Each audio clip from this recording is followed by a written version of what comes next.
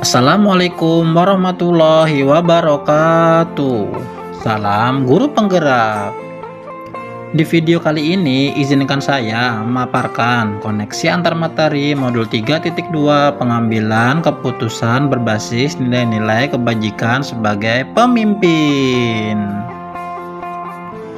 Tujuan pembelajaran khususnya yaitu calon guru penggerak mampu menghubungkan materi modul ini dengan modul-modul yang didapatkan sebelumnya. Pemimpin pembelajaran dalam pengelolaan sumber daya merupakan pemanfaatan pada aset-aset sekolah yang dimiliki dan dikelola dengan baik oleh seorang pemimpin pembelajaran sebagai sebuah kekuatan sekolah sesuai kodrat alam dan kodrat zaman. Sekolah merupakan sebuah ekosistem yang di dalamnya terdapat tata interaksi antara makhluk hidup dan unsur yang tidak hidup dalam sebuah lingkungan. Sebuah ekosistem mencirikan satu pola hubungan yang saling menunjang pada sebuah teritorial atau lingkungan tertentu. Saya mengimplementasikan pemimpin pembelajaran dalam pengelolaan sumber daya di dalam kelas, sekolah, dan masyarakat sekitar sekolah. Di kelas dan sekolah, saya memanfaatkan modal aset kekuatan sekolah untuk menunjang keberhasilan melakukan proses pembelajaran dan pengembangan diri.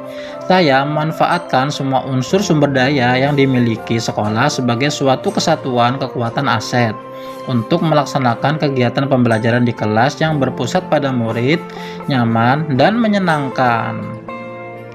Di lingkungan masyarakat dapat dijadikan bukan hanya sebagai sumber autentik kontekstual pembelajaran, namun sekaligus sebagai mitra sekolah untuk melakukan perubahan dan inovasi wujudkan visi sekolah.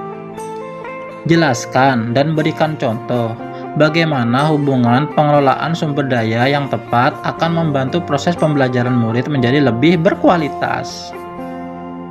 Agar pembelajaran murid menjadi lebih berkualitas, pengelolaan sumber daya berbasis aset dengan pengelolaan 7 aset secara maksimal sesuai kebutuhan murid, diantaranya modal atau aset manusia, pengawas sekolah, kepala sekolah, guru, tenaga pendidik, siswa, komite, orang tua siswa, dan masyarakat sekitar. Modal sosial, paguyuban orang tua, kerjasama dengan Koramil, puskesmas, kepolisian, organisasi keagamaan, dan lain-lain. Modal fisik, ruang kelas, ruang guru, perpustakaan, lahan parkir, lapangan bermain, kantin sekolah, dan lain-lain. Modal agama dan budaya, pesantren dan tempat ibadah, sanggar seni, daerah, dan lain-lain. Modal lingkungan alam, kebun sekolah, greenhouse, taman, sekolah, dan lain-lain. Modal finansial, dana BOS, dana sosial, infak orang tua, beasiswa bagi murid tidak mampu, dan lain-lain. Modal politik, kepala desa, polisian, Koramil, BNN, kejaksaan, organisasi keagamaan, ruang guru, dan lembaga pendidikan setingkat di atasnya. Berikan beberapa contoh bagaimana materi ini juga berhubungan dengan modul lainnya yang Anda dapatkan sebelumnya selama mengikuti pendidikan guru penggerak. Modul 1.1 Refleksi Filosofi Ki Hajar Dewantara. Pemetaan potensi yang bisa disesuaikan untuk menuntun murid sesuai kodratnya. Bagaimana guru dapat memetakan kebutuhan belajar murid dengan menggali aset yang ada. Modul 1.2 Nilai dan peran guru penggerak.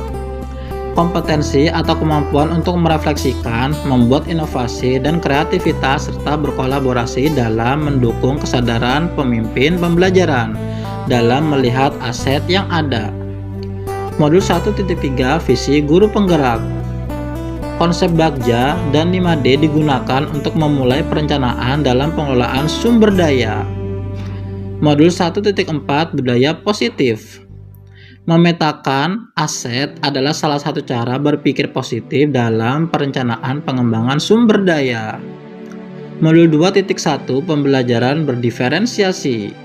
Dalam penerapan pembelajaran berdiferensiasi, guru bisa memetakan minat dan kreativitas siswa sebagai aset terbaik sekolah. Modul 2.2 Keterampilan sosial dan emosional. Kompetensi atau kemampuan guru dalam keterampilan sosial dan emosional dalam memaksimalkan pembinaan siswa sebagai aset sekolah. Modul 2.3 Coaching. Teknik, prinsip, dan langkah-langkah coaching bisa dilakukan guru untuk menggali kemampuan dan kemandirian coachi sebagai aset sekolah dalam menyelesaikan permasalahannya. Modul 3.1 Pengambilan keputusan sebagai pemimpin pembelajaran dengan menerapkan konsep, paradigma, dan nilai kebaikan bersama serta penerapan 9 langkah pengambilan keputusan, maka pengolahan aset dapat berjalan lebih optimal. Ceritakan pula bagaimana hubungan antara sebelum dan sesudah Anda mengikuti modul ini, serta pemikiran apa yang sudah berubah di diri Anda setelah Anda mengikuti proses pembelajaran dalam modul ini. Sebelum mengikuti modul ini, saya cenderung masih berfokus pada berpikir akan kekurangan yang ada di sekolah. Belum sepenuhnya mengenali aset yang ada, berpikir berbasis masalah, dan tentunya saya belum memahami tentang bagaimana cara atau pendekatan sesuai jika terdapat aset yang dapat dimanfaatkan. Setelah mengikuti modul ini, saya lebih fokus pada sumber daya, cenderung berpikir apa yang bisa dikembangkan, selalu melakukan pendekatan berpikir berbasis aset, dan semakin mantap menjadi pemimpin dalam pengolahan sumber daya. Terima kasih. Wassalamualaikum warahmatullahi wabarakatuh.